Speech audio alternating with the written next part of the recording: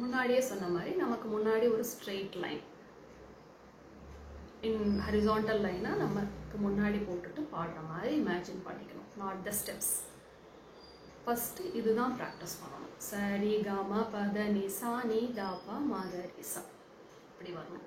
இந்த சாணி தாப்பா மகரிசா உடனே நான் வந்து ஸ்ட்ரெயிட் லைனில் பேக்வேர்ட்ஸாக வரேன் சா நீ தாப்பா மாதான்னு பாடினோன்னா அவுட் ஆஃப் ஸ்ருதி போயிடும். இந்த ஸ்ட்ரெயிட் லைனில் கொடுக்குற ஃபோர்ஸை நம்ம குறைக்கவே கூடாது. இந்த சாரி கமாக்கு ஒன்றொன்னா ஃபோர்ஸ் கொடுத்துக்கிட்டே போகிறோம்.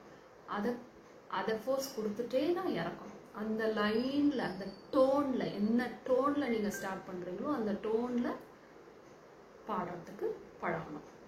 அதுக்கு தான் நமக்கு பேசிக்காக நிறைய எக்ஸசைஸ் அரளி வரிசை, ஜண்ட வரிசை, அப்பர் ஸ்தாயி, அலங்காரம், தாட்டு வரிசைகள் இதெல்லாமே இருக்குது.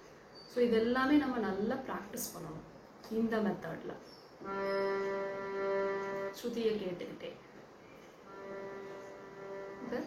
சரி கமா பாத நீ சா சா நீ தா பா மா க ரி சா.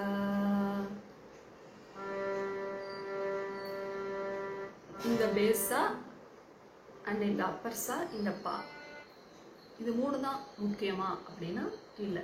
எல்லா ஸ்வரமும் முக்கியம். எல்லா ஸ்வரத்தில் இருக்கக்கூடிய அந்த ரெஃபரன்ஸ் பாயிண்ட் வந்து இந்த ஸ்ருதியில் நீங்கள் ஆரம்பிச்சிங்கன்னா அந்த ஸ்ருதியோட ரெஃபரன்ஸ் பாயிண்ட் எல்லா ஸ்வரத்துலையும் இருக்கும். அதை நீங்கள் ரீச் பண்ணனா தான் அந்த ஸ்ருதியோட மாவா அது கேட்கும், அந்த ஸ்ருதியோட காவா கேட்கும், அப்படி கேட்கும். ஸோ அதை நான் எப்படி ரீச் பண்ணுறது கரெக்டாக அப்படின்னா இப்போ சா ஒன்று இந்த சால ஸ்டார்ட் பண்ண போறீங்க. சா ஸ்டார்ட் பண்றோம். இந்த டோனையே பிடிச்சிட்டு இந்த டோனை ஃபோர்ஸ் பண்ணி முன்னாடி கொண்டு வந்து அப்படியே இறக்கணும். அங்கே சாவை ரீச் பண்ணோடனே அந்த சாவை ப்ரெஸ் பண்ணி பாடுங்க பாடுங்க அப்படியே கீழே இறங்கும். நீங்கள் அதை ப்ரெஸ் பண்ணி பாட பாட உங்கள் வாய்ஸ் மேலே ஹையர் ஆக்டேவுக்கும் போகும்.